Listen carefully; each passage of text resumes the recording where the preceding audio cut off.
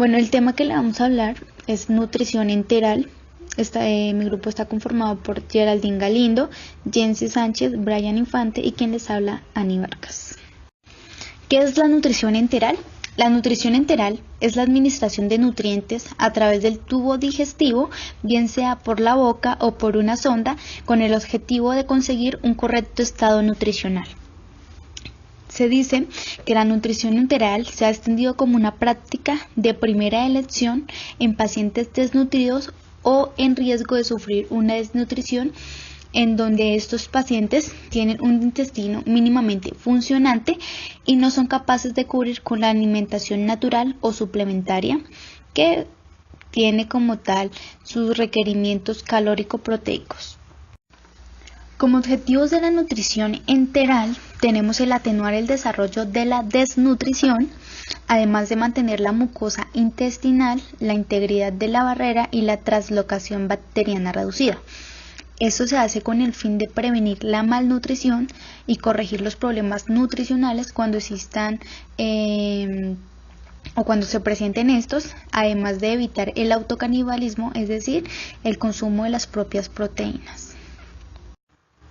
Como indicaciones tenemos que son candidatos a recibir soporte nutricional los pacientes con desnutrición establecida o con riesgo a desarrollarla. Pueden ser pediátricos, niños, adolescentes, adultos o adultos mayores. Bueno, en cuanto a la valoración nutricional, se tiene en cuenta una indicación que sea de soporte nutricional artificial, donde en el tracto gastrointestinal va a funcionar dos tipos de nutrición.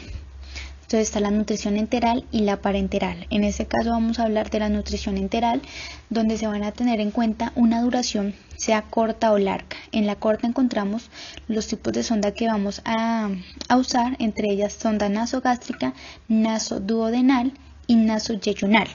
En las largas, la gastrostomía y yeyunostomía. En cuanto a la absorción intestinal adecuada, encontramos la dieta valga la redundancia, adecuada es la dieta polimérica. Indicaciones de la nutrición enteral. Se consideran indicaciones de la nutrición enteral a todos los casos donde haya desnutrición o cuando la ingestión no se vaya a poder restablecer en por lo menos 7 días. Hay situaciones que ameritan y enfermedades que requieren de una nutrición enteral, por ejemplo, la prematuridad, anorexia nerviosa, enfermedades digestivas, trastornos en la deglución, reflujo gastroesofágico, síndrome de intestino corto, coma, neoplasias, enfermedad pulmonar crónica. También podemos ver en la tabla anterior que hay indicaciones donde se hacen agrupaciones para identificar en qué situaciones se va a administrar la nutrición enteral.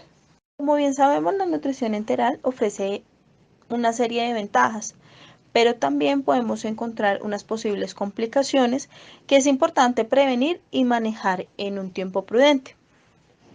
Las más usuales son a nivel gastrointestinal, que son emesis y retención gástrica por mala tolerancia a la sonda. Se ha evidenciado que la nutrición enteral domiciliaria genera complicaciones en el momento de la administración. Por esto es indispensable que la enfermera que esté a cargo de dicha nutrición tenga en cuenta las complicaciones que puede tener. Además de eso, que debe tener un cuidado especial de la mucosa nasal y orofaríngea, además del cuidado de la limpieza de la sonda y de los sistemas de infusión. Tener en cuenta la posición del paciente en el momento de la administración de la nutrición enteral para así evitar una broncoaspiración. Se debe revisar periódicamente el residuo gástrico, vigilar el ritmo de la infusión, monitorizar las posibles pérdidas de fluidos, controlar el balance hidroelectrolítico, prestar atención a cualquier signo clínico como dolor, distensión abdominal, náuseas, vómitos, regurgitación, dificultad respiratoria, para que asimismo pues, se pueda actuar adecuadamente y oportunamente. Para los problemas evolutivos en la conducta alimentaria, se deben instaurar programas de la estimulación oral.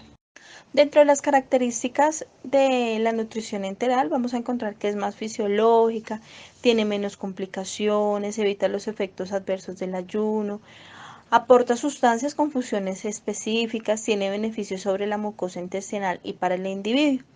Recordemos que son diferentes las fórmulas que se pueden emplear de acuerdo al paciente, se va a suministrar una nutrición diferente.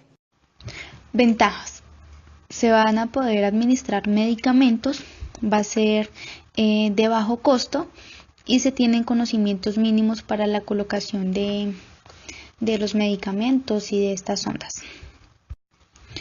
Desventajas, está la posibilidad de laceración y erosiones en el momento de colocar o tener una mala técnica, riesgo de aspiración de secreciones gastrointestinales u orofaríngeas. Los tubos se pueden bloquear pues al momento de colocar o no se utiliza una técnica adecuada. Es desagradable e incómodo para el paciente pues sentir algo que es externo y pues no lo va a tolerar adecuadamente. Se puede presentar difícil en pacientes con disfagia mecánica. Complicaciones. Hay 3 tipos: mecánicas, infecciosas y metabólicas. En cuanto a las mecánicas, está el desplazamiento y la obstrucción de la sonda. Puede ser por el desplazamiento a otra cavidad o obstrucción de la sonda por secreciones gastrointestinales. Infecciosas, contaminación de la fórmula o del equipo. Metabólicas, la sobrehidratación es frecuente durante la transición desde la nutrición enteral. Formas de administración de la nutrición. Vamos a encontrar 2 tipos. La primera es la infusión continua. Se va a usar un flujo constante y lento. Se va a administrar en 24 horas. Infusión intermitente. Es parecida a la habitual, es decir, que el paciente se puede estar colocando una sonda o no tenerla. Sigue el proceso fisiológico normal. Se programa para que se administre por ciclos y se descansa temporal de la nutrición del paciente. Formas de administración. Entonces vamos a encontrar la administración intermitente. Se va a usar una jeringa, es decir, que se va a infundir gástricamente volúmenes no superiores a 300 y 500 cc a 20 mililitros por minuto, repitiendo esta operación entre 5 y 8 veces por día, dependiendo del volumen que se vaya a infundir.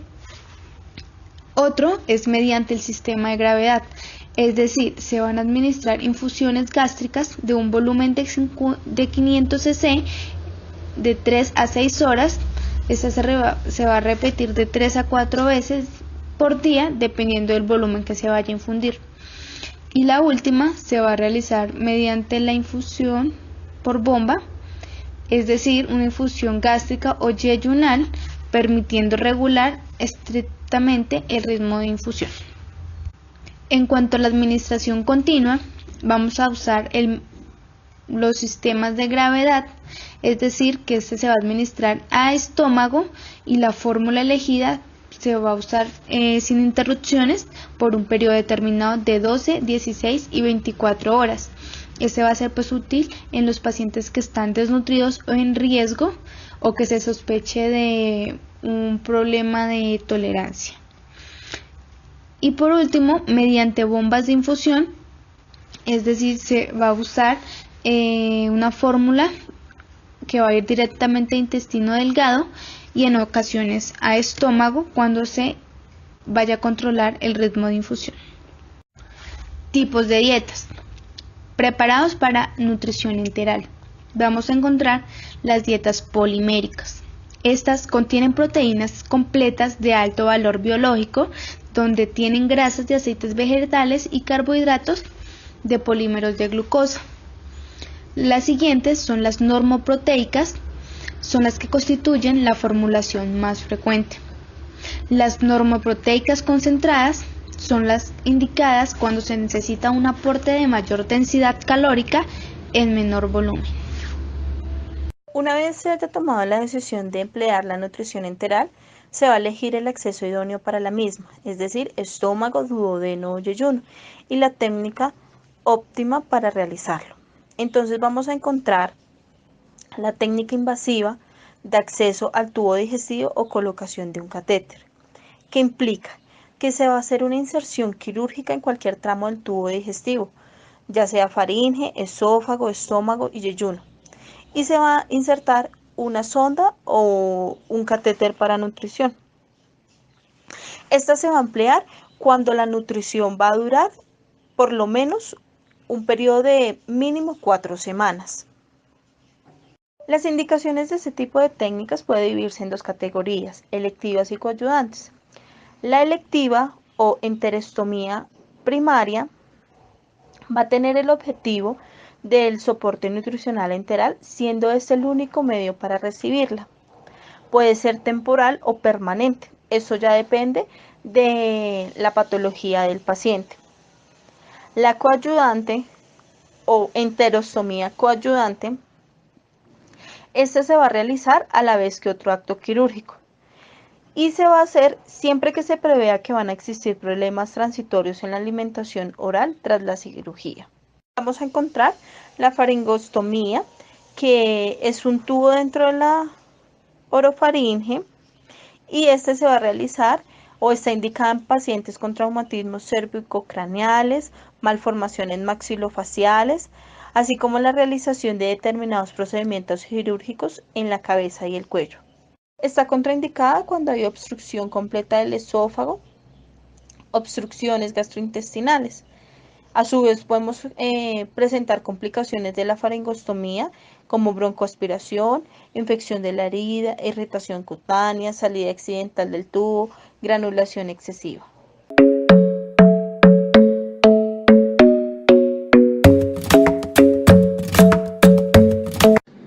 Dentro de las infusiones gástricas tenemos varios tipos.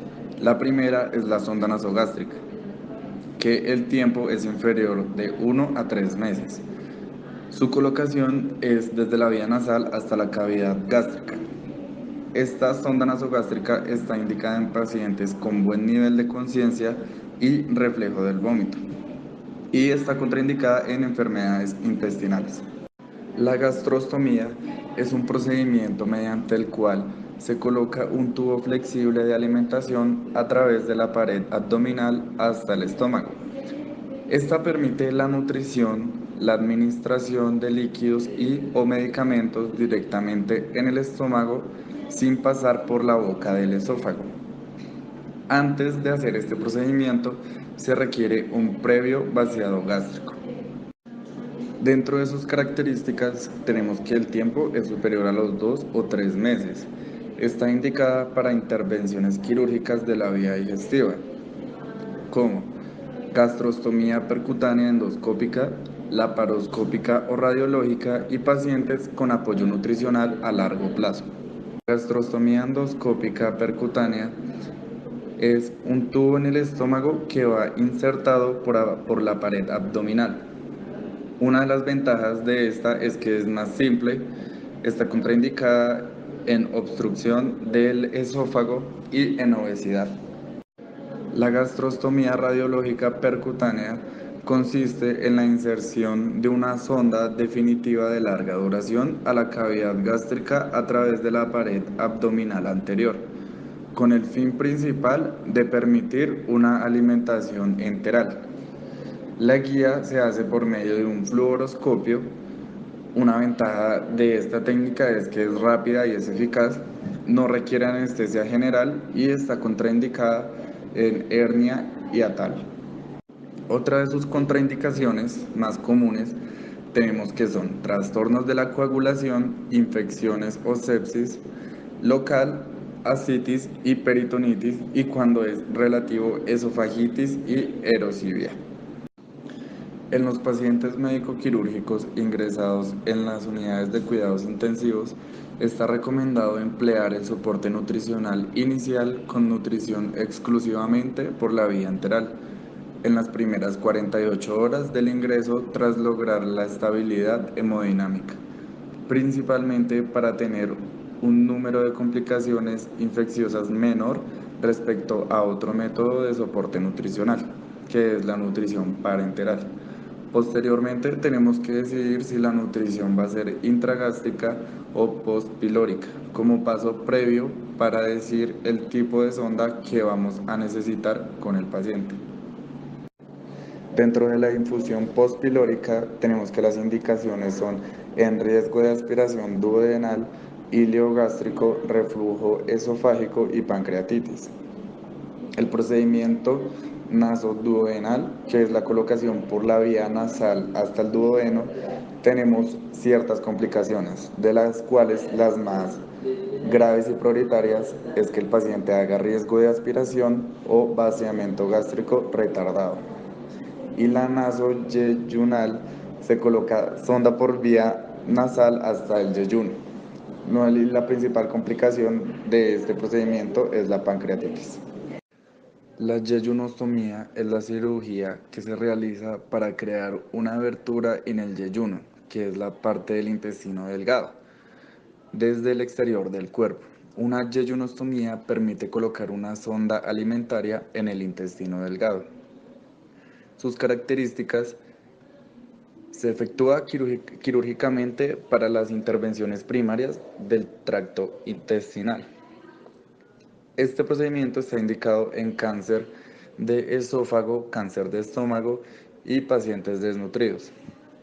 Está contraindicada en obstrucción abdominal completa, obesidad mórbida y en pacientes con diálisis. Dentro de la clasificación de las sondas tenemos sondas de cloruro de polivinilo que nos ayudan a la descompresión y la aspiración gástrica, así como para la nutrición enteral de corta duración. Son rápidas y de poco efecto de colapso. Se deben cambiar cada 3 a 7 días por riesgo de necrosis. Continuando con el uso de sondas, entonces encontramos la sonda de silicona y poliuretano. Entonces esta es de larga duración, ya que es flexible y pues asimismo según las corporaciones se dice que es aceptada. Entonces se utilizan sondas en tamaños o calibres por las cuales se definen. Entonces encontramos las 5F que se utilizan en recién nacidos y lactantes, las 6F que es para lactantes y niños y las 8F que es para niños mayores. Hay que tener en cuenta que al referirse a larga duración no quiere decir que no hay que hacerle mantenimiento ni aseo a estas ondas, puesto que pueden llegar a contener o asimismo migrarse en esas ondas bastantes microorganismos que pueden llegarle a hacer daño al paciente. Encontramos otros tipos de sondas, las cuales son las nasoenterales. Entonces, según la teoría que encontramos, dice que en la actualidad existen sondas de calibres 5 y 14 French. Encontramos las sondas de ostomía que se utilizan para gastrostomías radiológicas o endoscopias que son básicamente en silicona. Esta va de un calibre entre el 15 y el 22 French. Y encontramos contenedores, nutrilíneas y bombas, que estos son equipos necesarios para la administración de la nutrición enteral. Entonces hay que tener muy en cuenta, dependiendo el paciente, la sonda que se vaya a utilizar o que se vaya a requerir. Bueno, en cuanto a las técnicas de monitorización de colocación de la sonda, tenemos que tener en cuenta que colocar unas sondas ciegas puede provocar pues mala colocación de esta. Entonces se debe conocer exactamente dónde está colocado el extremo distal. Entonces debemos saber cuál es el paso anatómicamente por el cual se va a introducir la sonda. Entonces desde dónde se va a introducir hasta dónde va a llegar. ¿Por qué es necesario hacer esta técnica de monitorización? Porque básicamente al colocar la sonda a ciegas, como ya lo había mencionado, es bastante riesgoso porque puede que no llegue a estómago como debe ser, sino que se vaya a otras partes del cuerpo. Es por eso que es muy fundamental tener en cuenta lo que es el sitio, la anatomía, pues para saber la técnica adecuada para colocar la sonda. Bueno, dentro de estas también es muy importante detectar el aspirado del contenido gastrointestinal y la auscultación del sonido. Por decirlo así, se escucha como un gorgoteo de aire insuflado. Entonces es bastante importante pues ver esto pues por posibles complicaciones que pueden llegar a presentarse si se coloca la sonda de una manera inadecuada. La sonda nasoentérica es más sofisticada en la medición del pH y pues para realizar como tal una muestra de aspirado. Encontramos la formulación de nutrición enteral. Entonces este es un tratamiento nutricional y dietético que se le da a ciertos pacientes que sufren de patologías muy graves o situaciones críticas en las cuales ellos no tengan la capacidad de alimentarse. Según la OMS, en 1989, esta propuso el uso como tal de nutriciones específicas. Entonces, la administración clínica pues está a cargo bajo la supervisión clínica, tanto médico como enfermera, de estas nutriciones.